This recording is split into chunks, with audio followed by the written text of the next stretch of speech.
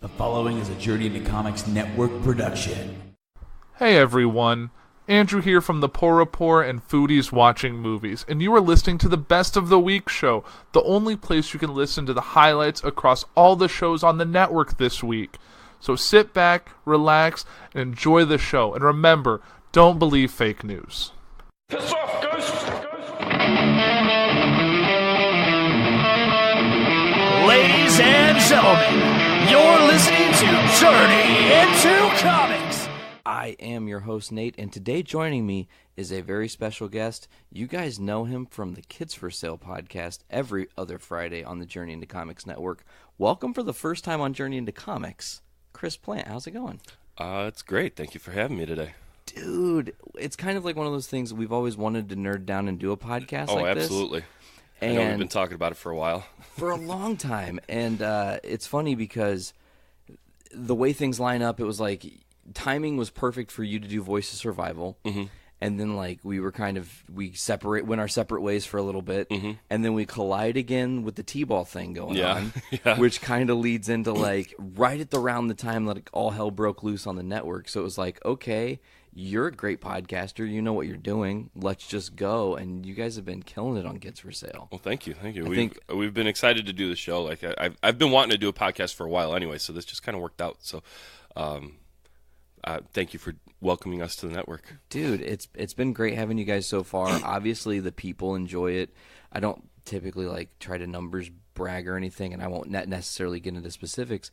But you guys are doing, like, your first episode went to the top of our episodes right away. That's awesome to hear. It's surprising, but it's awesome nonetheless. It's funny because the network's growing up. Like, we went from butt stuff and literature to, like, Kids for Sale and Adulting Ain't Easy. And it's like, I kind of like that evolution. How has it been for you, kind of, like, actually helming a podcast now and, like, having a little bit of a drive? It's been fun. It's been exciting. Like, it's something I've been wanting to do. I bought all this podcasting equipment like 4 or 5 years ago, and I started a podcast briefly, a Disney's themed podcast with my sisters, and that only went about 6 or 7 episodes. And then ever since then, this equipment's just been collecting dust, and I've been looking for another reason to do it. And then you contacted me, and I was like, hell yeah, this is about time. Yeah, it's weird because I was like, just come up with any pilot. Like, I don't care what your show is, whatever idea, it doesn't matter. And then I was just like, honestly, it could be cool. I don't know. Oh shit! As I'm still getting used to this pop filter, because Dick from Podcastrophe's like, bro, if you're gonna have the like filter off the mic itself, you need an additional pop filter because your peas are really killing me. And I was like, all right, fine. Anyway, so, I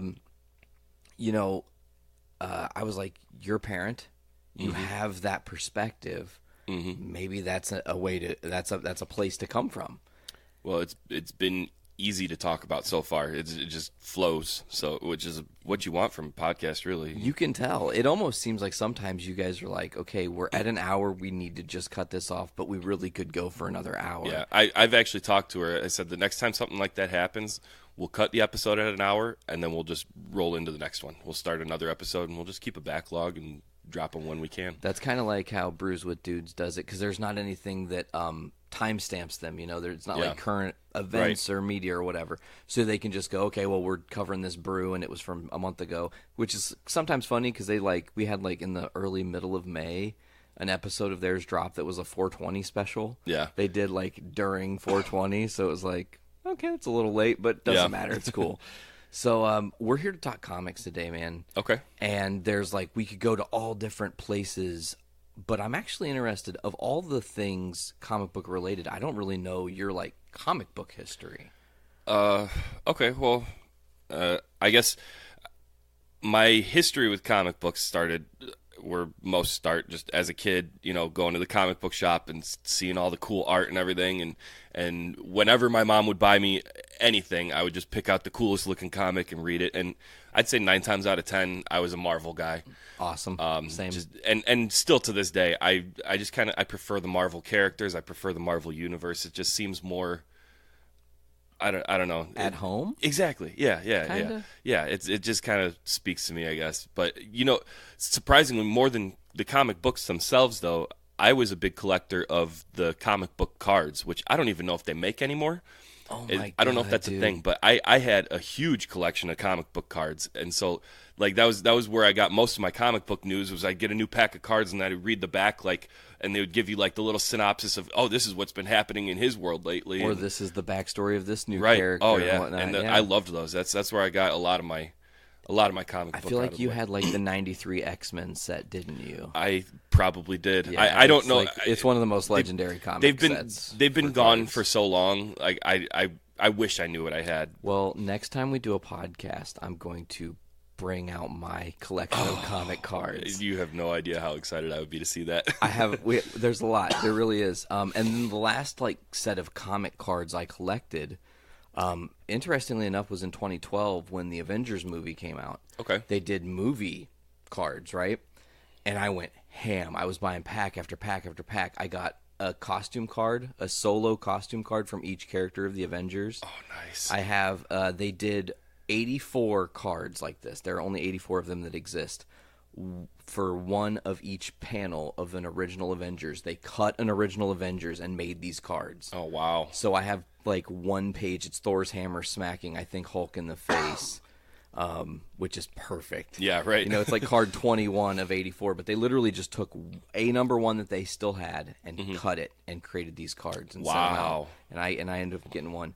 But that was the last set I like hardcore collected. But Yeah, I didn't even know that existed. Yeah, I so thought they're definitely I thought still- comic book cards were gone for a while. no, I think they still do them. I think they're just harder to find. They're definitely a niche market now. Yeah. I'm sure you could probably go online and buy like boxes Yeah. and boxes, and that could be a fun thing for you and Mark to do actually. Yeah. Like Oh, get absolutely. some comic cards and just like try to collect a set Yeah. the old school way. Yeah, right. I know. One pack at a time. And he's so into that kind of stuff too. Like he loves opening a pack of cards. He loves opening a new comic book, and that makes you feel great. I right, know as a I know parent? I'm doing something right. You're like, yes. Or like when your kid references a superhero, Mm-hmm. it doesn't matter. It doesn't matter. Like we were watching Black Panther the other night, and Ali goes, Wakanda forever. And I lost it. I was just Oh, like, yeah, oh my I saw- God, that's I- the greatest You moment. posted that on Facebook Yeah, or something. it Didn't was you? I was a- gonna say I remember reading that the other day. It's just like it's crazy stuff like that you just like see these kids take in the culture that we took in, Right. And you see how easy it is to grasp because Right. they're grasping it very easily. So, what are some of your favorite characters? Like top three from Marvel, let's say. Top 3 from Marvel. It's hard to say. I go through phases, you know. Like obviously when the Iron Man movie came out, I was just like, oh my God, Iron Man he's like the coolest character that's ever been in the Marvel universe, and so I got all excited about Iron Man. But I don't know. I guess as a kid, I always liked obviously Wolverine. Wolverine's like that's the go-to for everybody, you know. Yeah, we'll talk about him later for sure. Yeah. I've always liked Cyclops. Was always one of my favorites. Scott Summers. Yeah, Excellent. and like I had action figures and stuff of Cyclops, and that From was, the animated series era. Hell yeah. yeah. I was always into, let's see, Gambit was one of my favorites growing up. Fuck yes. First appearance is Uncanny X-Men 264. I have it somewhere. I was gonna say, of course, you would know that off the top of your head, I'm pretty sure it's 264 or it's 266. It's definitely 266. That's my but bad. I just love, you know, I loved, and funny you mentioned like the cartoon that X-Men cartoon It growing was up. Fantastic. It was perfect. It It's was, on Hulu and still Is it stands really? the test of time. Absolutely. I watch it all the time. It's great. I'm going to be watching it later today. No, you know. I will be watching it later today. I You guarantee should. it. But yeah, so those were the characters that I really got hooked on. Was the ones on the show. So typically X-Men first. What about Spidey? Because he also had the Spider-Man- animated show. Spider-Man was. I guess I didn't get into him as much as a kid, but now as an adult, I've learned to appreciate him more. You know, and I, you know, knock some of the movies all you want. I've loved every single one of them except for Spider-Man 3. Yep, so Spider-Man 3. Emo Maguire. Yes. Yeah. That- No, that- I agreed. I loved Andrew Garfield's Yeah. run. Yeah, for sure. Like, they could have continued his universe, and I would have been satisfied. The death of Gwen Stacy was one of the most powerful movie moments Right. ever because Right. they got it right. Like Right. from the web catching her to the snap in her Yeah, head the little thud. snap. Yep. Oh, it's just like crushing. And then Andrew Garfield just delivers with that emotion. Did you see him in Hacksaw Ridge? Have you ever No. seen that movie? No, I haven't. Real story based on World War II, I'm pretty sure. But there's like this one dude, he was a medic. Andrew Garfield plays this medic. He literally got every platoon member who was injured and dying safe and on the helicopter. Like Really? risked his own life, got blown up and shit. Yeah. Super crazy. It was Mel Gibson's return movie. He directed and like I think it should have won an Oscar. I don't think if it did. But anyways, I digress. So back to you're growing up a little bit. Obviously in 2000 we had the X-Men movie. Yep. Does that affect your like love for comics too? You're like, "Oh my god, like Yeah. next level." So I fell off of comic books for a while. Like I was into them as a kid, and then around middle school, high school, I just I stopped collecting. I got rid of my collection, and Got into music and girls. yeah, exactly, Of course. like everybody. Okay, yeah. But then the X-Men movie came out, and I was like, well, maybe I should get back into this again. And I didn't, and I still haven't. I've been trying a lot more lately to get back into comic books, but like just the comic book movies of the last 15, 20 years have really like gotten me excited about comic books again. Yeah, they've definitely upped the ante. I mean, the like cornerstone of the podcast that we're doing today is built on the fact that I loved talking about the movies of this universe. Even though I love collecting the books, the one thing I can say about comic books is everything's with the times. Mm-hmm. Some stories are going to stand the test of time because they live outside of the rules of it being dated and having things that let you know that, and it tells a bigger narrative. But overall, man, comics are great for like looking back on the history and going, that was a cool moment. Oh, for sure. That was a cool sure. moment, you know. And not every character is lucky to have like cool moments, Right. You know. And I think it's cool now. Marvel is getting so brave, and we can actually probably just, if you're feeling it, segue into this. We both read a new Marvel comic that they just relaunched, which was Thor #1. Right. What are your thoughts? Well, it's the first Thor book I've ever picked up. Same. And I really enjoyed it. It's a little confusing because you could tell a lot has happened in that universe that I don't know of, you know. But there's a lot of like striking similarities seemingly between that comic book world and the cinematic world. So it feels almost like if you watch the movies, you can kind of understand some of the backstory, but there's still a lot there that like I have no idea. There are definitely parts that are confusing. Like I can never think of her name. Thor's mom. I just read it too. I just want to yell Renee Russo because that's who Right, played right. her. But so Renee Russo and Anthony Hopkins aren't speaking in the comic universe, you know? right. And so Odin and her aren't talking, and then like Thor's got a golden arm, Yeah, almost yeah. like Winter Soldier-y. Yes. I don't know where he lost that. We know Mjolnir is gone. Yes. Jane Foster ended up with it and became Lady Thor. Yes. I don't know what her journey was. I didn't read Right. I was Lady going to Thor. say it seems like and it's even referenced in this issue that the change from Jane back to a male Thor again is very recent because I don't know how do you do spoilers on here? Yeah, Okay. feel free. I was going to say, This is- it very early into the issue, there's a battle between Thor and Juggernaut, which is awesome. And Juggernaut says something about, I thought Thor was a woman, and so obviously this change back has just happened. Like even the universe is feeling the Right. effect of it. Funny to mention that because Kane Marco shows up as Juggernaut. He has the Warlock's eye. He had like stolen that relic because I guess did Odin scatter all the relics? Is that what Thor said? It sounds like I don't know if the way I read it, it seemed like when Asgard was destroyed, everything kind of went. scattered. Okay, that makes sense. Yeah.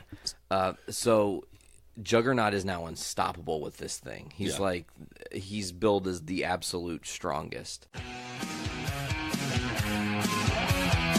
From the suburbs of Chicago and Illinois, this is the Paul Report with your host, Andrew Poor.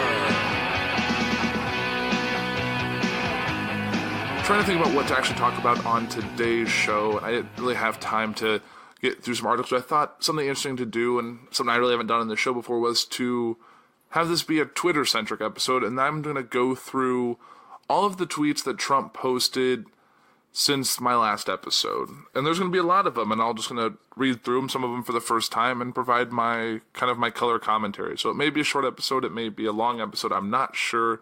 Kind of see how we get into this. So just bear with me, and I'll see where this thing goes.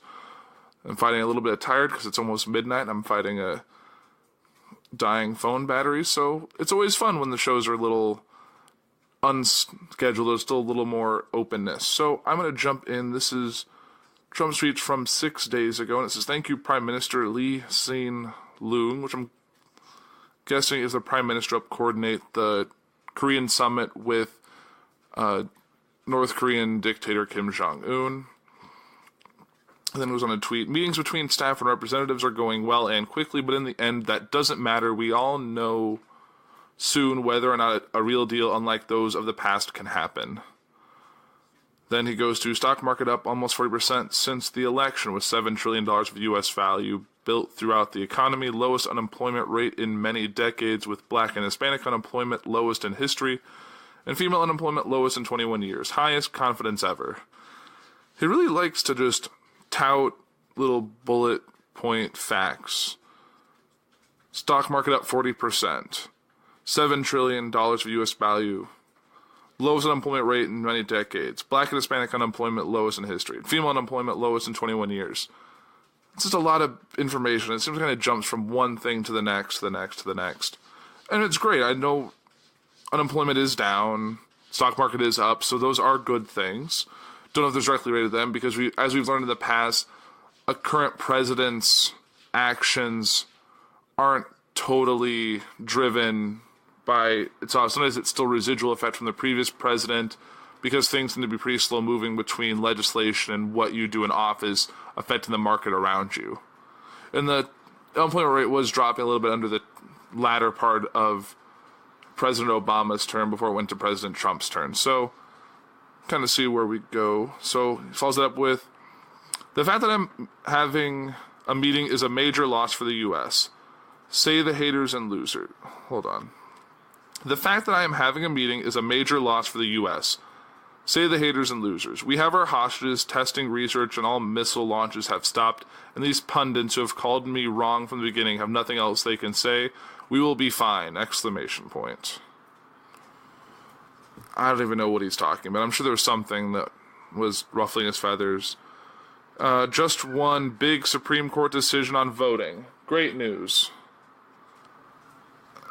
Not sure what that's about. A lot of these have zero context, which I feel like is kind of how the president operates on his personal Twitter. It's a lot of just quick reaction to there's something in the news, something going on at the time, and out of context you have no idea what they're actually referring to. "Our great Larry Kudlow, who has been working so hard on trade and the economy, has just suffered a heart attack. He is now in Walter Reed Medical Center." Okay. Hopefully he's doing well now. The next thing is a video showing, it looks like Donald Trump's arrival to the. It's basically a Singapore promotional event leading up to his interaction with Kim Jong-un. It looks like it was maybe the White House showing their first interaction with the Korean flags and the U.S. flag side by side, and then them walking through the Singapore at this, looks like a lovely hotel.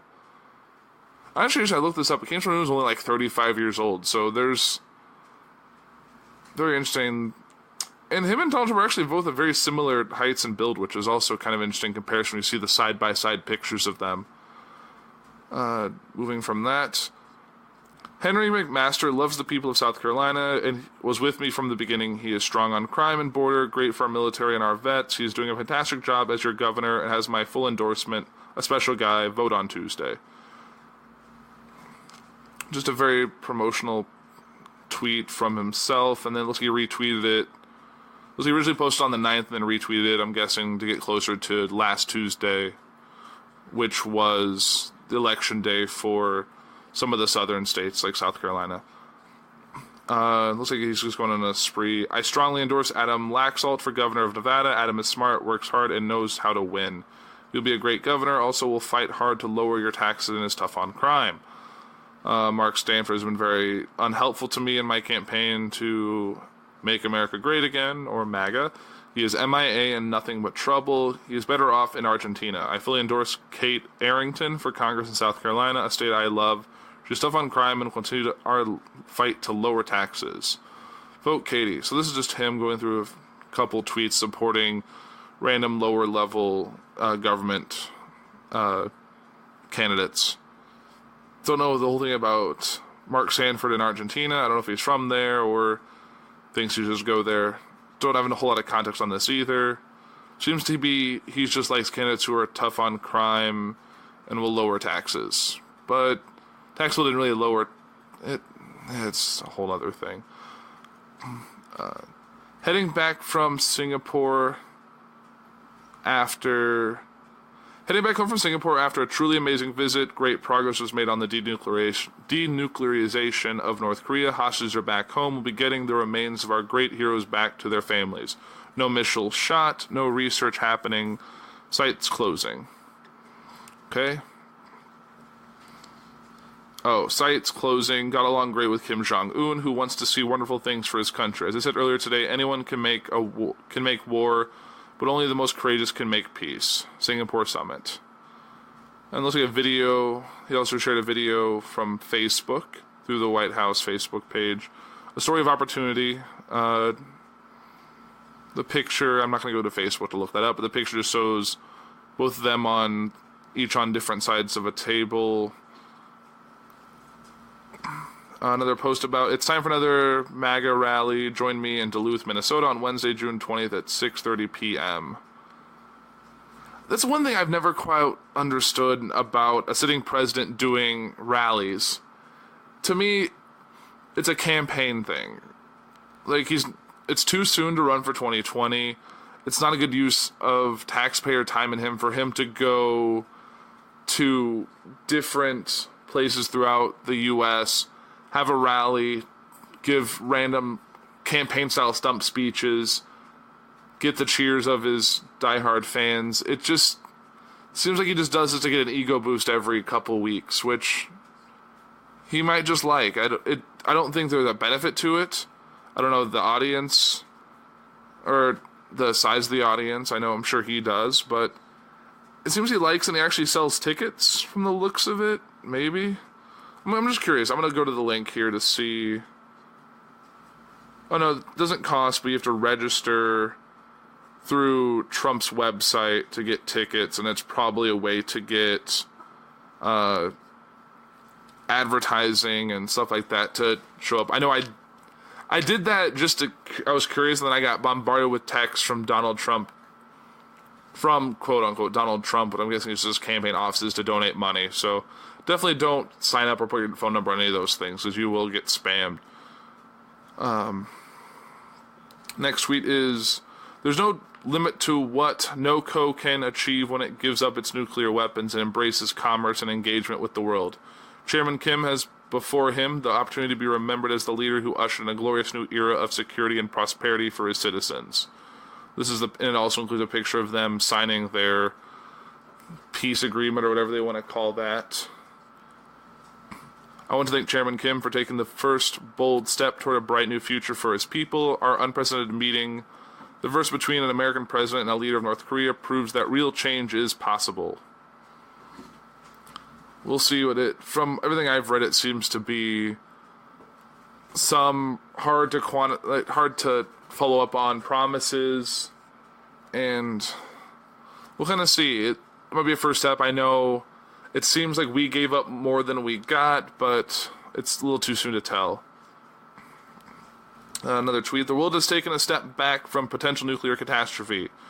No more rocket launches, nuclear testing, or research. These hostages are back home with their families. Thank you to Chairman Kim. Our day together was historic. I definitely do a lot of thinking. A year ago, the pundits and talking heads, people that couldn't do the job before, were begging for consolation and peace. Please meet, don't go to war. Now that we meet and have a great relationship with Kim Jong-un, the same haters shout out, you shouldn't meet, do not meet. Okay.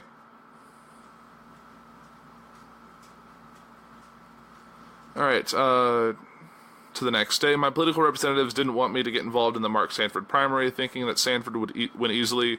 With a few hours left, I felt Kate was such a good candidate and Sanford was so bad, I had to give it a shot. Congrats to Katie Arrington. So, a candidate that he endorsed yesterday on those tweets. Looks like she won.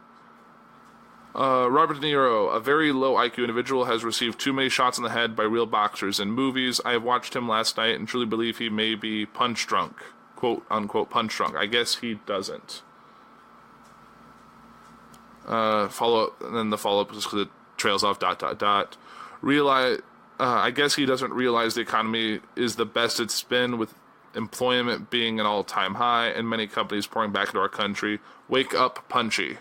Proving again that Trump, when he doesn't like someone, gives them a funny nickname. And it's kind of interesting how just last year, not Donald Trump, Kim Jong-un was Little Rocket Man, and now he's thanking Chairman Kim Jong-un. So it shows that when you're nice to him, you get your normal name, but when you're mean to him, he gives you a funny nickname, like Punchy. And all Robert De Niro said, I watched the little clip, all he just says when he goes up at the Tonys was, fuck Donald Trump. Sorry I'm cursing on my own show, but hey, this happened. So that's all he said, and apparently that was enough to get Donald Trump upset. But I guess when you attack him personally, but he never said he didn't do any of these things. The economy being great and companies pouring back into the country, which I don't know how much we've actually seen of that. Yeah, it's just, you messed with them. So he's going after you a little bit. Next tweet is, congratulations to Corey Stewart for his great victory for Senator from Virginia. Now he runs against a total stiff, Tim Kaine, who is weak on crime and borders and wants to raise your taxes through the roof. Don't underestimate Corey, a major chance of winning. Tim Kaine, for those of you who remember, was the VP candidate on Hillary Clinton's ticket in the 2016 election. And Corey Stewart, I guess, is another guy, senator from Virginia, who's just running against him and has Donald Trump's endorsement, obviously, because he's a Republican. And I'm sure it would really stroke Donald Trump's ego if Tim Kaine lost to someone he endorsed. Follow-up tweet is, just landed a long trip, but everyone can now feel much safer than the day I took office. There's no longer a nuclear threat from North Korea. Meeting with Kim Jong-un was an interesting and very positive experience. North Korea has great potential for the future. I don't think one meeting over a few days you can say that North Korea is no longer a nuclear threat. Because they can say whatever they want, but you didn't see them dismantling it in person. That site could be one of many that the one they actually did destroy. I think it's too soon to call it. You should be cautiously optimistic at best in that situation.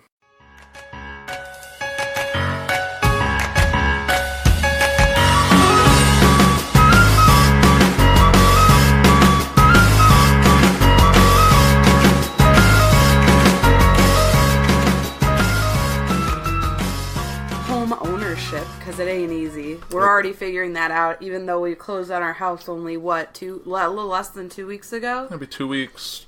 Thursday, yeah. Yeah, and it's quite a process. I mean, at first it's kind of fun, and then you get into the nitty-gritty, and it's like, it can be overwhelming at times. I agree 100%. It's been stressful. I know because when we first looked at the house that we ended up closing on and buying, and that we're now homeowners of, like when we first went through with our realtor, it was overwhelming, to say the least. It was just, there was so much, it was just, because it wasn't a bad house, it was just very dated, and it was just hard to see past the wallpaper, and the wood paneling, and the kitchen, and the bathrooms, and all of that stuff, like the brown toilet. Liz's favorite thing to talk about. And we'll get to that. I mean, I guess, let's talk about how we started, when we started the process, like how, I guess, because there's got to be a beginning to everything. So we kind of, I guess, ever since we got engaged, which is about almost a year ago, we were looking at houses, just internet looking at houses, because we had no idea, what kind of things we could afford and, what things we really wanted in a house, what things we could do without, and things like that. Right. So it was kind of a process. I know we each had things we wanted. Like, I know originally we wanted a fenced-in backyard for our dog, Max, because we just wanted him to be able to... I like how he looked up as soon as he heard his name. Just so he could let him outside, he can do his business, because one thing that's kind of sucks about being in an apartment is that every time he needs to go out, I have to go out with him on a leash, and we go for a walk, and I take him to do his business. And kind of having the ability just to let him out in the backyard would be a nice treat. And we also wanted to look at maybe like an attached garage, because there's one thing that's not fun is like parking your car and have to go out in the rain or in the elements to get into the house. So we were looking for those two things. Mm-hmm. And I don't think so we kind of thought about that for a while in the fall and in the winter as we were doing all of this wedding planning stuff, which we kind of talked about earlier in the show. Yeah, so it's not just like, it's very hard. I mean, I guess for me, it's very hard to be spur of the moment when it comes to different, like big processes. So yeah, it took us a while, probably a couple of months before we actually decided to like go actually look at houses. But even before we looked at houses, we had to figure out what we could afford. So before that, we had to talk to a lender, like a mortgage lender, mm-hmm. and talked about like what kind of thing, what it would look like if we bought a certain amount on a house, and what would our monthly payment be and things like that. And that was very weird. I think a kid was just screaming down the hallway. Okay, I thought it was Daisy, and I was very worried. No, I think there was one of the neighbor kids in my building is just having That's the nice thing about a house. Our neighborhood's so quiet. But anyway. Yeah, so we started we met with the lender and we talked just to get an idea of what to even start looking for, to get like, based on our income and like all that stuff, what we could handle, like in terms of down payment and monthly costs and all that. And what was nice is that our mortgage lender is actually a family friend of mine. His son and my brother did a lot of sports together, so as a result, our families were very close. So it was nice that he could be realistic with us, and he wasn't really trying to sell us too much on like going higher than we wanted to in terms of like monthly payments and down payments. Yeah. So he was very helpful at that, because I feel like sometimes you can get pressured into things that you can't afford, and then when you actually get them, it's very scary and very expensive, and you have to change, the way that you have your life set out. I mean, that was the one thing that we wanted. We wanted to make sure that we could buy a house, but also not really have to change like our lifestyle, like right, having to live off of ramen, and, right, like boxed meals. We want to be able to still afford our groceries, still afford our bills while living in the house. Exactly. And there was one thing, like, and then so we kind of got that. So like, you could look in this price range, and then mm-hmm. And it's a good thing to have a price range in mind, because then it just makes it, you don't want to be looking at a house that you can't afford and then get upset when you find out the price. Because I feel like that was something also that I was like, my mom was kind of a big part of the process, and I was really worried about going too high over budget, because I knew there was a lot of good houses out there that was just a little bit over our budget, but we couldn't, like, in my mind, I couldn't see myself going ahead with it, because I was worried that it'd be too much of a financial strain for us, especially since I'm a teacher. I don't make very much, and Andrew has student loans, so we want to be sure that we can still live our life without worrying about money too much. Exactly. We wanted to not look like, because their price range is always like, you can get, there's like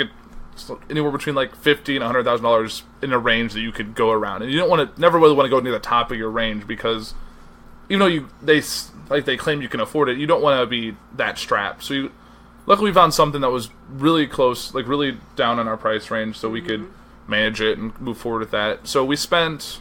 Well, I mean, I guess we could talk about the different... Because it was not the first house that we saw that we really liked. Because we'd started in, beginning of March, I think, was when we started. I mean, we went out how many different times? Like, I would say at least 3. We went 3 weekends, probably saw... 6 houses at a time. So we saw probably upwards of 20, 25 houses, maybe. Yeah, and there was actually one house that was relatively close to the apartment right now, where Andrew is, that we really liked, and there wasn't a whole lot that there was needed any work that needed to be done on it. But at that point, it was literally like our second house that we saw in total, like all together, and we were The French one of the house? Yeah, no, not that one. The Clearbrook house. Oh, yes. And it was like perfect. It checked a lot of our boxes, but at that time we weren't ready to put in an offer. We had no idea. Yeah, and then it was like we wanted to see it maybe a second time, and by the time we did that, or by the time our real estate agent got back to us, it was already contingent, so someone had already put in a bid, and it was kind of off the table.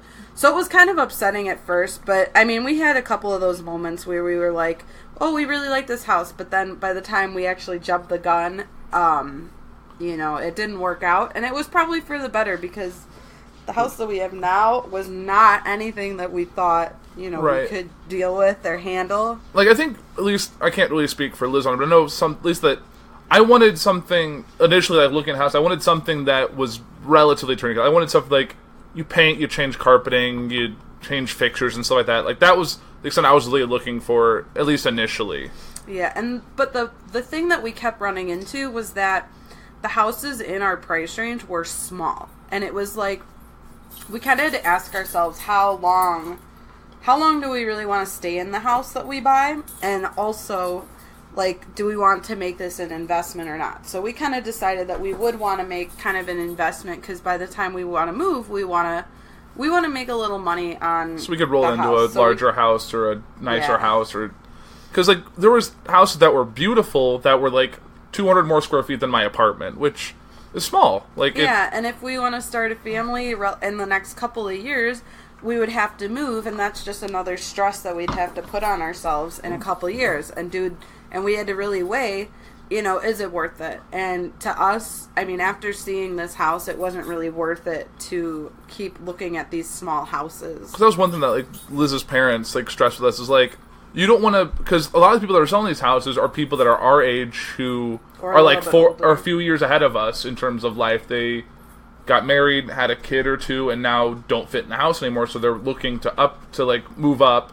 So we could see, if any house like this, we're seeing a few years into our future and knowing that, like, 5 years from now, we're in the same boat selling a house and breaking even and then trying to get a new house out of it. Yeah, and that was the thing, too. We were seeing these houses that were very small, but they were nicely decorated, and there wasn't a lot of work that needed to be done.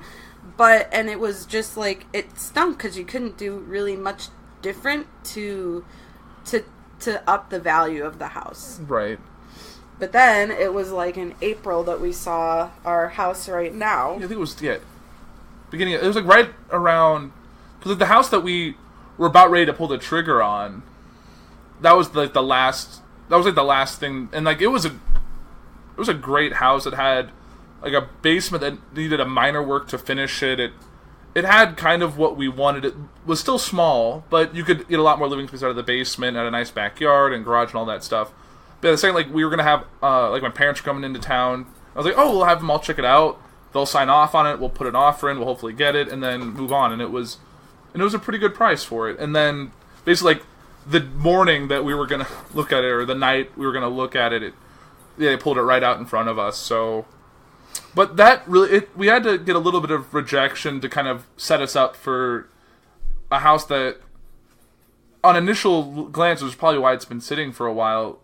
It just didn't have the appeal and we had to kind of see beyond just what it looked like on the outside and see the bones and the potential on the inside. Yeah, and that's why it's nice to have someone that has more of a design eye go with you, because I think having my mom come and like help us through it was a big thing, because for us, I don't think we're very much like interior design minded. So we walked into this house with a ton of wallpaper and 1970s appliances and wood paneling and a kind of a shoddy roof, and we were like, what the heck are we doing? Like, this is crazy. Like, this is so much work. But my mom was like, she was kind of giving us a lot of suggestions along the way, and like, and our real estate agent was fairly confident that we could get it to a price range where we could do some of those improvements and not worry about the financial strain of a mortgage plus, redoing certain things. Right. And then it was a lot of thinking we had to do before we actually decided, we need to put an offer in on this place. And right, because I was pretty apprehensive originally, because I think after we looked at it, and it's I think we had to agree we had to kind of reassure each other through this process. We each had our not necessarily our buyer's remorse, but do we really want to do this? There's a lot that needs to be done.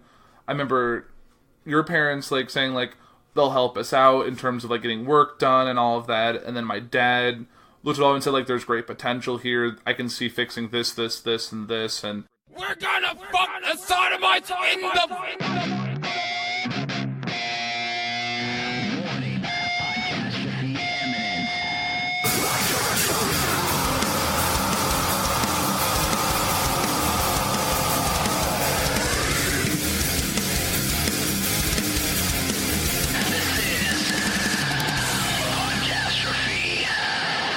What's up, ladies and gentlemen? This is Podcastrophe, episode 42.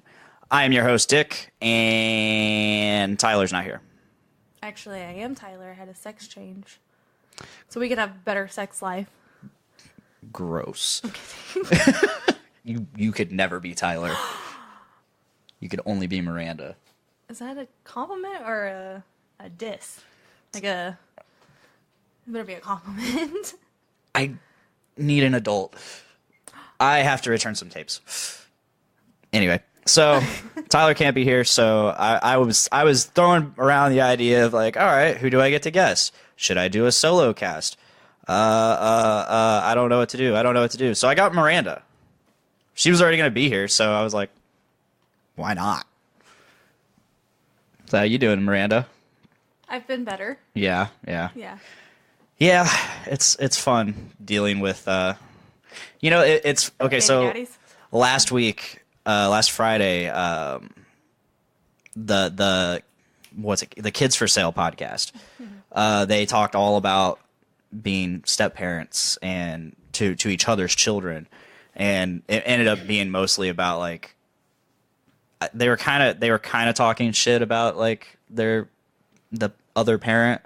But at the same time, it was all reasonable stuff. It was just griping, and but that's just part of it. It ended up being more about that than actually talking about being a step parent. But that's part of being a step parent, is having to deal with the other person if they're involved in the kid's life.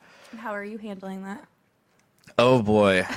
Well, I'm a pretty laid back person. You know this. So.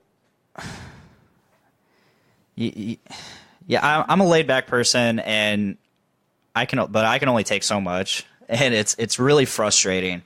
Tell me about it. Seeing your kids and how great they are, and then seeing you and how great you are at parenting them, and then having to listen to you talk about him and how shitty he is, and yet he views himself as perfect in his eyes. I mean, that happens a lot with just people in general, but. He just does not. I mean, I don't know him. I don't know what's going on in his situation, but you have Be thankful. Yeah, but you have at least 10 years of experience with him, so Yes. Unfortunately.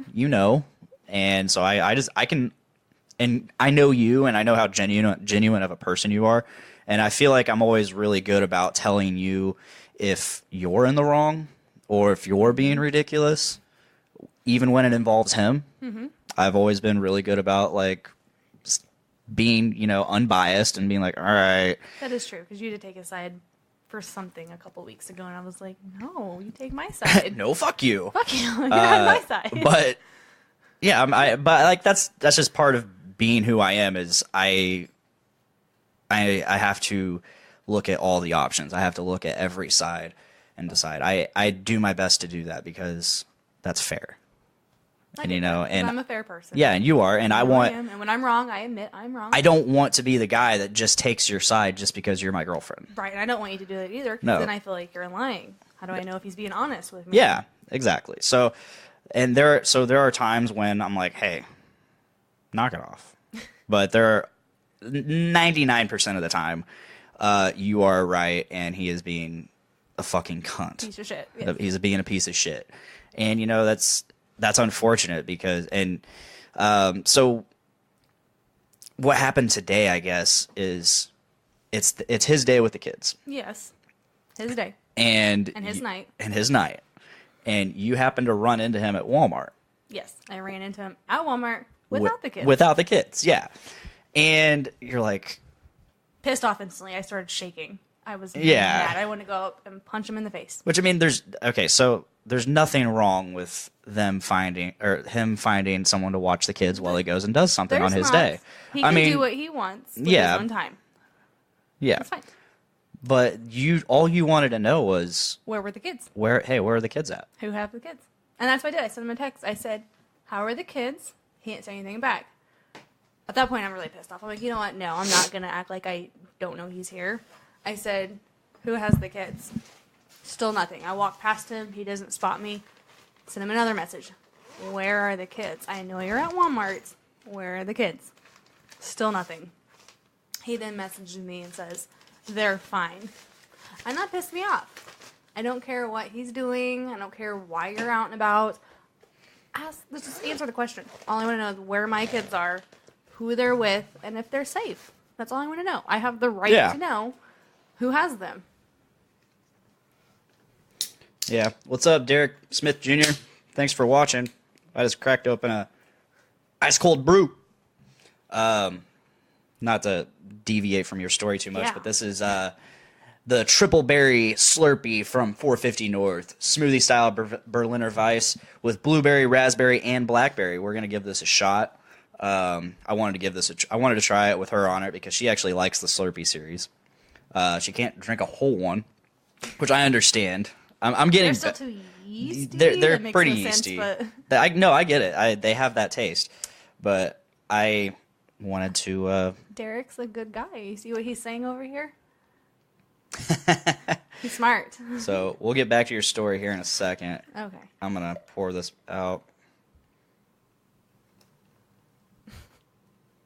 Awkward silence. Mm-hmm. Oh yeah. Go ahead and give that a try. Oh well. No, you know I don't like the foam on it. All right. Cool. I like head, but not that head. Ooh. Anyway, while we're waiting on that to settle a little bit and breathe. Anyway, go. Where were you at in your story? That's where he wouldn't answer. Yeah, he wouldn't answer, and it's like all you have to do is say, "Hey, the kids are here." That's all I wanted. It's simple. I wanted a simple. Like, this is who has them. And like I told you, I mean, I'm fair, and I'm like, you know what he does with the kids on his time, just like we can get a babysitter when we want to do something, and we have and the I don't kids. tell him. I don't have to have his permission, and that's what I told him. But if he were to ask you, like, where are I would tell him. who has the kids? Yeah, you would have no issue telling him. I have nothing to hide. Yeah. But and that's what I told him. I said, I don't care what you're doing. I don't give a shit about you. I just want to know where my kids are. I have the right for that. And he said, it's not my day with them. I don't have the right to know. No, you have every right to know. Feel free to pop up in the comments and let us know how you feel about this. Am I in the wrong? Derek says co-parenting is hard as fuck. I know. It is very difficult. I'm not even married to this girl yet, and I feel like I'm these kids' stepfather. I mean, and that's the plan. I have every intention of becoming their stepfather. So, I mean, it's really cool because for Father's Day, her daughter drew me something. I shared it on Facebook. She shared it on Facebook.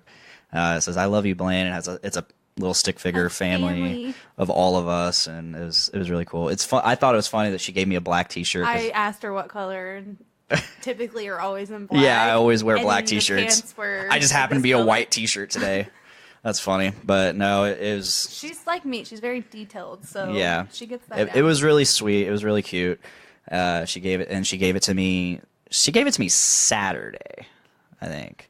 But you shared it for Father's Day with like a really heartfelt thing, saying, "Hey, how much I've stepped up and all that." And so, I definitely feel like I am a father figure to them, and I really hope I can be the best father figure I can be for them. I mean, I have a bit of a learning curve because I've never been a father. Mm-hmm. You've been doing this for 4 and 5 years now, and I'm just now starting. I mean, I've had a little experience with past girlfriends that had Right. kids, but so It's a lot to learn. It really it is. It is. It's not only is it a lot for you to learn, it's a lot for them to learn. Because I don't know, they just... And you know, as it's, they get older, they're going to play that whole "you're not my dad" card. oh yeah, and I'll be like, Hopefully not. Hopefully you guys have that relationship to where but they I'm see the you as kind a of father figure and they respect that instead of, "You're Yeah. not my dad, don't tell me what to do." I'm the old school guy that's gonna be like, I don't give a fuck if I'm your dad or not. I mean, you've seen me with your son. Like when he goes, Right. "You're mean," I'll be like, I can be a lot meaner, And I'm that way with my kids too. respectfully meaner, not ridiculously over the top. Like she's heard. I've only had to raise my voice like 2-3 times, and you know they listen. They do. And, I think so far you've been doing a really good job. You have. And, I mean, if they want to make you a Father's Day card versus their own father, apparently that's saying something. Right. But, yes, and they do like you. And they are going to, for the rest of our lives, say they hate us Yeah. when they get mad at us. But that's the thing. But we're doing a good job then if they Yeah. say they hate us. To an extent, yeah. I mean, we're not their friends. No, we're not. We're their parents. We are. And that's the bottom line. So I mean, it is a fine line because you want to be their friends. Mm-hmm. And I am to a point. You want to be fun, but there's a line you cross when you gotta flip the switch and be like, all right, you little shit. Right.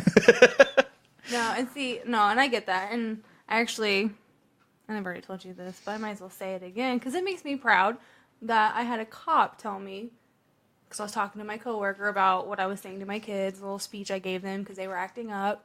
And he came up to me and said, "We need more parents like you," and that made me feel really good. It made me feel like I was doing something right because I am way too hard on myself, and I am. Mm-hmm. How is that? I can't even remember what's fucking called. Triple Triple Berry Slurpee from 450 North. It's actually really good. If you smell it, Am I gonna like it? if you smell it, it actually it Smells still better has than it tastes. no. It still has the same smell that they all have, which is that same yeasty taste. But if you taste it, you don't really notice the yeast. That taste that you're going for, it's more of the berry. Nate said I was in the right, so Yep, thank you, Nate. I saw that. That makes me very If happy. Captain Dickless didn't tell us who Ollie was with, there would be war. Right? It ended up escalating into a really long Horrible fight. He said I text was argument saying that she's a part-time parent. I'm a and it's part-time like, parent wanting full-time credits when I It's- had the kids way over. you more have, than okay, this. so you have the kids. I think it takes- starting with Monday. You have Monday, Tuesday, skip Wednesday for 1 week, go to Thursday, Friday. If it's his week, you have Saturday, Sunday. Right. So you alternate between We have 2 weeks. Okay, so he's on a 2-week schedule. So this week, yes, I had them Monday night, Tuesday night. He gets them Wednesday morning and has them until Thursday evening at 5:30. at 5:30. Key point.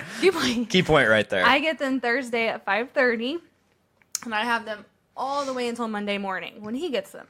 And then he has them Monday morning until Tuesday evening, and then I have them from Tuesday evening to Friday morning, and then he has them Friday, Saturday, Sunday. And it just repeats that way. Mm-hmm. Yeah, and I'm the one who Keep in wakes mind- up with them every morning, Yeah. takes them to the babysitter, gets them ready. He doesn't even actually get them early on the mornings that he gets them. They sleep in, because I live with my parents right now. They sleep in until they're awake and they've had breakfast, and my mom feeds them and takes care of them, and then he comes and picks them up. Yep. So he's not a parent, he's a babysitter. Essentially. Yeah. And last Monday was his Monday. Yes. And who had him? We did. Mm-hmm. Okay, you guys ask each other if you We do. could take over a day. Because we have an agreement, if we need time off, or it's our day with the kids and we need to go do something, we ask each other first.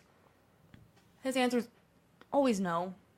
Always. But your answer More is than always likely yes. no. I don't even hesitate. You're listening to the Voice of Survival Podcast. Ladies and gentlemen, your host, Nate Phillips.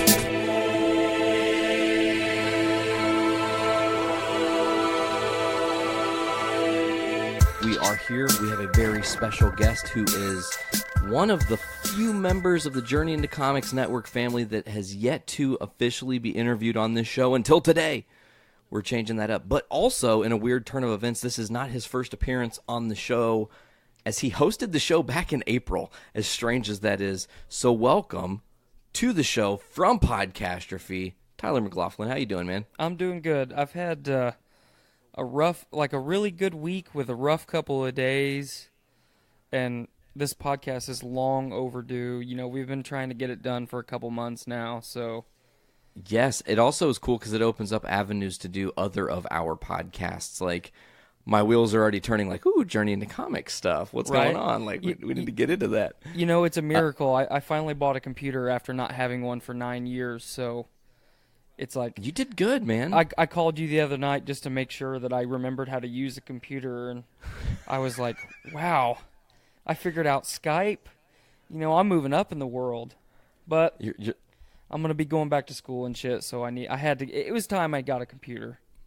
Dude, you're going through, like, a bunch of changes right now all of a sudden. Yep. Like, I don't even know if we want to necessarily start there. We totally can, but, like, when I met you, we know each other through podcasting. Brando, Mike, and the guys from Subaru all kind of picked you up. Really, the first time I heard your name was through Dick, because Dick's like, there's this guy, and I'm going to get him on my fucking show, and he's going to be my co-host. I don't know if he knows it or not, but he's going to be my fucking co-host. And I'm like, oh, well, if you vouch for him, he must be a great dude, you know? Like, I'm not really sure. And then we met, and, you know, I think at first you were a little bit, like, calm, cool, quiet. You weren't, like, super exuberant like you are. I like to be professional. You know, yeah, you were just, like, feeling out the situation like you should, you know? There's a lot of my personality that, you know, the best way to describe me as a person is I'm very abrasive. You know, I can be an asshole, but I can also be the nicest person in the world. It all just depends on what kind of vibe you're sending my direction. Totally. And if, you know... When I was a kid, I was raised in a kind of a really weird environment. But, you know, everyone is told when they're a kid, well, you need to respect your elders. And that never vibed with me. If you show me respect, I'm going to give you respect. Because you're earning my respect by giving me a little bit. Now, if you respect me and then I truly know that you're a piece of shit, I'm not going to give you, you know, oh, shit. Oh, I'm still here. Oh, I'm not gone. I had a stupid... Pop up. Oh, a pop up. That's the most 2000s thing you could say on a podcast. Like I said, I haven't had a computer since 2009, so this is weird still.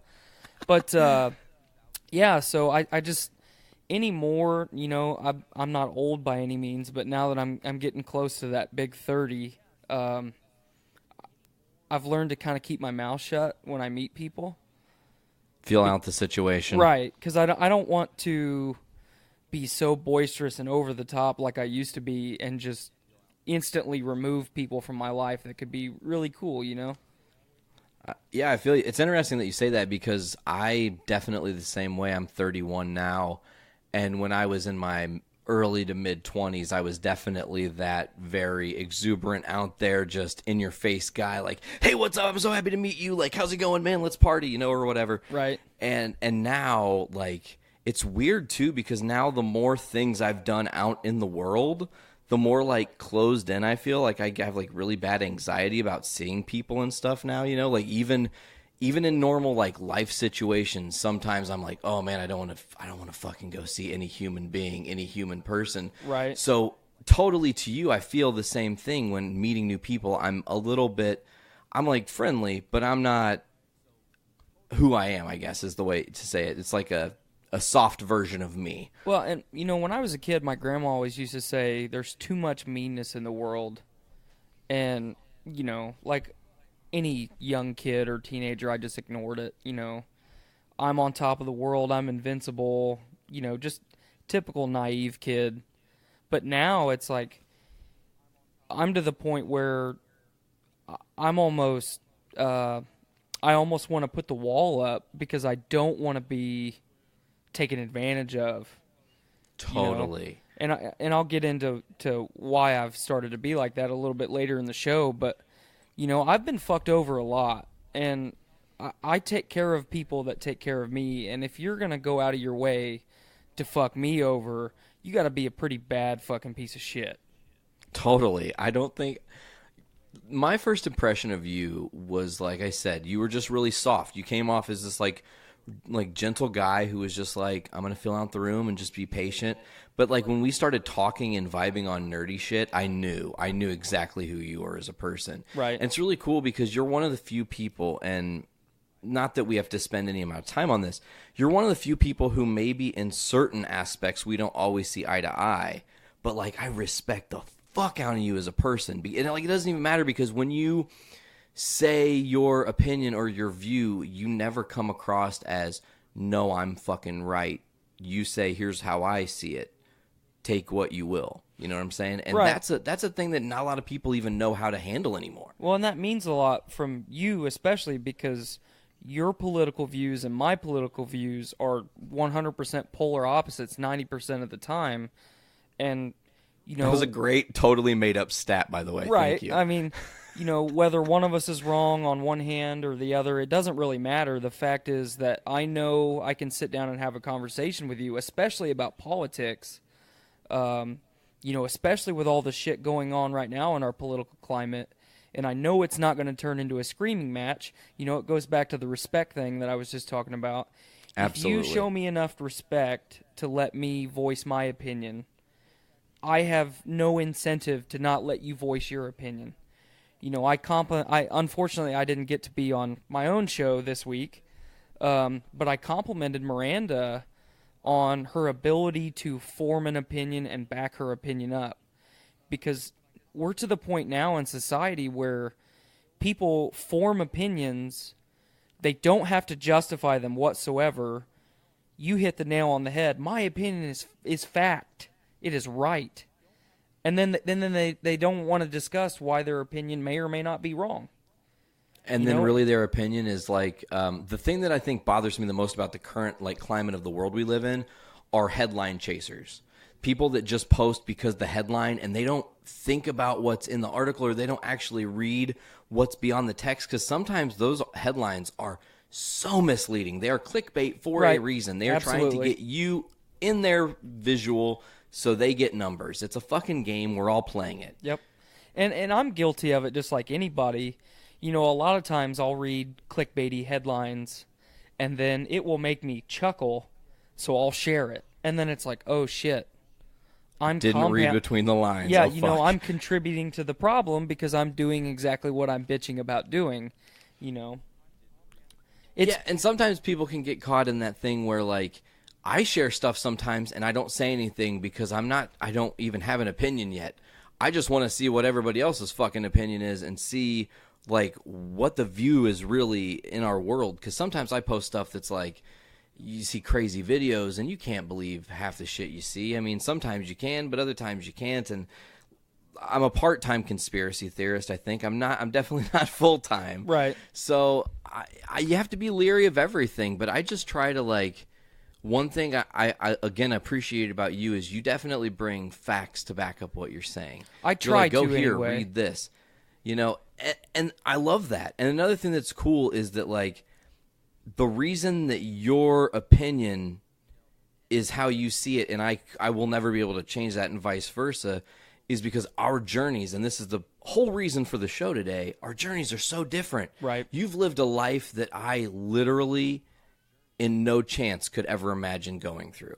Like, I don't even know your full story, but the bits and pieces I've got from listening on Podcastrophe, because I'm an avid fan of that show, I don't give a fuck that it's on my network. We always appreciate the Pod Daddy coming and blessing the show. Man, yesterday I got caught up. I watched the whole entire live stream because I was so baffled that Miranda was on, and she just slayed across the board. Yeah, Miranda did a good job.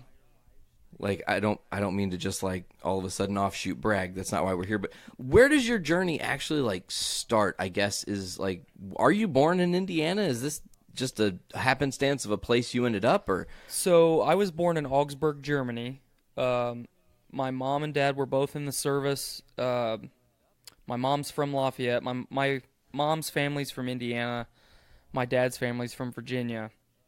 And so my parents met in the military. I was born at the hospital my mom worked at in Germany. I lived in Germany for almost 4 years, and then my parents decided to split up. And during that time frame, my mom and dad both had to PCS back to Virginia. So that's a personnel change of station. So normally every 3 to 5 years, the military forces you to move.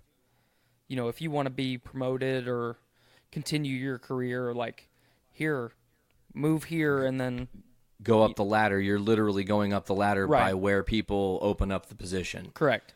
So, and it keeps you fresh in your career. That's why they do it.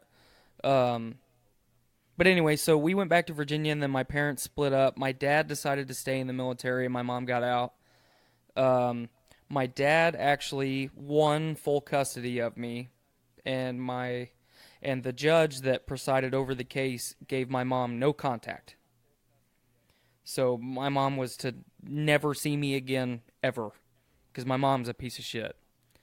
And so my dad, being a single parent in the military, going back overseas, possibly being deployed, you know, there was during that time period, it was the Bosnia, Kosovo, you know, it was the Clinton administration, so we were doing everything in Eastern Europe that we could. And then obviously right after Operation Desert Storm, so we've got to manifest destiny everywhere. Exactly, yeah. So my dad gave my mom agreed to joint custody, knowing that my mom would dump me off on her parents, knowing that I would have a safe place to live where I could get a good education, and then I would just spend half of the year with him. So I'd do 50-50. Okay, so he ultimately, for you, probably made a tough choice that fucking wrecked him. I mean, you're a parent now. I'm sure you emotionally envision having to make that same kind of decision, and Right. it just is not even a thought. You can't even think. Well, and like it's that. one of the things that I preach about on Podcast Free, just when I talk about people, just the American populace, our quality of life, why we are the way that we are. And one thing, you know, Blaine 2 weeks ago on the show talked about how when he was a teenager, he was already thinking about getting married and having a family. And I think I started to go down my version of that, and I got sidetracked. But when I was a teenager, it was the complete opposite. It was, I don't want a family. My view of family is very different than most people's, just because of the way that I was raised. And I'm gonna guess you have more of a pack mentality. It's Right. not necessarily by blood. Nope. It's by your pack and who you can trust. Yes. I fucking Family yes. is not tied by blood. Your family is who you choose your family to be. I think there's a great quote, and I've definitely used this as my mantra my whole life. Blood makes you related. Loyalty makes you family. Absolutely. It's time for Brews with Dudes.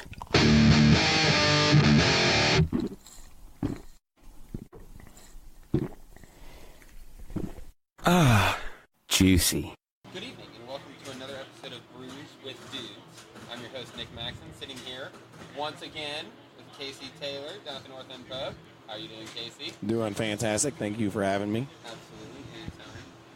I feel like we say the same thing every time we release it. I know. I got to do something We gotta different. work. I got to start doing butts, something like that. How's it going, Casey? Yep. Butts. There we go. Just stole that. Awesome. And we are sitting down here. We're getting ready for the Shorts Brewing Company. Is that right? You did well, yes. Shorts Brewing Company. We're getting ready to do a tap takeover with these guys. We're sitting here with Carrie from Shorts. I'm sure she's gonna walk us through a couple of the brews. We're also sitting here with Mr. Peter. Mr. Peter. See that one brew? We just recorded an episode a little before this, and apparently it got in my head a little bit. The memory's already a little fuzzy. It's only 7:30. Goodness gracious. So that being said, let's not waste any time. What are we starting with tonight? This first beer that we've got in front of us is called Soft Parade. This is a 7.5% golden ale that we add a little bit of flaked rye and then fresh strawberry, blueberry, blackberry, and raspberry puree. There is a pound of fruit for every gallon of wort that you've got in there, and we add all of the fruit prior to fermentation. So you're going to get a lot of the berry on the nose, but it is not sweet like most fruit beers. You kind of get just berry, and then it's a little bit like adjacent to a blush wine, if you will. Gray summer beer. 7.5. We sampled earlier. We had some of the beers earlier, and that was kind of the thing that when we put the board together, we always do a little description of what it is and the alcohol content. I was like, crap, these would have really got me. I'm glad that I knew this because it does not taste like 7.5%. No, it's crushable. Super crushable. So this is one of Joe Short, the owner of Short's Brewing. It's one of his original beers that he made back when we opened in 2004. And where we're at up in northern Michigan, there's a lot of wine drinkers up there. So he was trying to make a beer that would cater to non-beer drinkers. And the original working name for this beer was Ye Old Leg Spreader, which you can understand why after you drink a little bit of it, because and you probably didn't have to worry about trademarks. No, at That's that one point of in the time things it that we was talk fine. about Yeah, is some of the trademarks, the infringement. We talk about some of the labels and names and how a lot of breweries like to live in that gray area. Ye Old Leg Spreader. Indeed, yes. I think, yeah. It actually it happened prior to that. Joe's then girlfriend, now wife Leah, was working at the pub, and she basically told him that she was sick of people coming up and ordering that beer from them or from her, and so she demanded that he come up with a new name or she was going to quit. So that was kind of yeah. So then, can I please get the leg spreader? Which that is not going to happen. Please stop asking. Yeah. Wow. So you said northern Michigan. Yes. Where exactly? We are in Bel Air, which is about 40 minutes northeast of Traverse City. So still the Lower Peninsula, but up in the Lower Peninsula. Okay, I was just there last week. My wife's from Harrison, which is like 2 hours south of the UP. So we did the whole go up to Mackinac Island. It's a good thing to go do. To, what is that, the Bear Ranch up there? Yeah, you went to Oswald's Bear Ranch in the awesome. UP. It's a lovely place. The guy that runs it's just a professional badass. He literally was a Marine, a cop, a firefighter, a professional boxer, and raises bears. Yeah, And you while can we was you can there- hold bears. Yeah. They have like 200. It's the only one in America. Literally, while we were there, they had cubs. He just sat in this cage with like 4 cubs, and they were just running around wild, like climbing stuff. The moment he came in, they all jumped on him, started licking him. He ended up bleeding because they were trying to show him love, and they have claws, but he was a man about it. But it was cool. It was one of the coolest places I've ever been. And then there was a huge waterfall up there. Tequamanen Falls Yes. would be where you went. Yes. One of the prettiest things I've ever seen. It was awesome. Very coppery colored water from all of the rocks up there. And they did have a brewery there, and they had a maple stout that was really awesome because the water is essentially maple colored from the sediment. It actually, when the water flows down, it's brown. Not like a dirty brown. It's clear. It's weird because it's ridiculously clear, but it's like this weird copper color. I didn't go into it, but I would say they do no. not. No. And there's also a fun fact that it's in a state park, so it's one of, I think, maybe the only, if not one of the only breweries in a state park. Just hitting you with knowledge. The UP is a magical place. Yeah. Everybody should go there at some point in time. Mackinac Island was awesome too. I haven't made it that far. I think I've only made it as far as, what is it, Grand Rapids? Grand Rapids. Yep. That was another. Mackinac Island is actually a state park. Mhm. The people, they have these $1 to $6 million homes on it, and they actually only own the home. They don't own the land it's on. The state does. So if your house burns down, you have to have one wall to rebuild it. If there's not, tough break. Learned that. And get out. There's also no cars on Mackinac Island. Nope, it's all no horses motorized and bikes. vehicles on Mackinac And Island. You have to take a ferry. Yeah, I was out on that. I took a carriage. Horses are horrifying. Well, I mean, they're just huge, and I don't want to make them mad because I'm going to lose against the horse every time. Yes. So, yes, that's how I feel. That's fair. And then my niece, who's 15, 5 foot, and 110 pounds, is like a state champion barrel racer, jumps them, is on them all the time. Yeah, and I'm like 6'3", 220, and I'm out. I'm out. I don't think so. So what's this next beer we got? So this next one is just kind of a nice variation on what you just drank. We make this only in the summertime. It's called Soft Parade Shandy. So we basically take that same beer you just had, make our own lemonade in-house, and then blend that in prior to packaging. Takes it down to about 4.2%. So we all realized we want stuff that we can drink on a boat, or at a campground, or anything along those lines. Yeah, that's what I really like about the variants in the Soft Parade and the Shandy. The Soft Parade has that crushable, awesome taste, 7.5%. Yes, exactly. Completely, you will lose to. And then they have the Shandy, which is 4.2, which for people out there, like a domestic light is like 3.94%. So it's almost a light beer, essentially. But it has a ton of flavor. So the other one is the Sprint, and this one's the Marathon. Yes. Exactly. So yeah, we make Soft Parade year round, so that way when you still want to have fun and it's freezing out, you can. Thank you. Yeah. You can really tell that it's the homemade lemonade in there. There's no high fructose corn syrup or anything along those lines. And I think that makes a big difference in there. You can drink 6 of these and not have that awful, like, sweet stomach rot that you get from a lot of sugary shandies. So it's pretty great. Really? I'm sorry we're not supporting that. I'm not sorry at all. It makes a lot of weird things that we're not necessarily proud of. We make good beer, though. We got a lot of good breweries. There is a lot of good breweries up here, that is for sure. 4 or 5, but they're all pretty quality. Yeah, pretty quality breweries to have. Yeah, that's one of the fun things. I cover the whole state of Indiana for us, and it's been really fun to get into places that I never would have went to otherwise.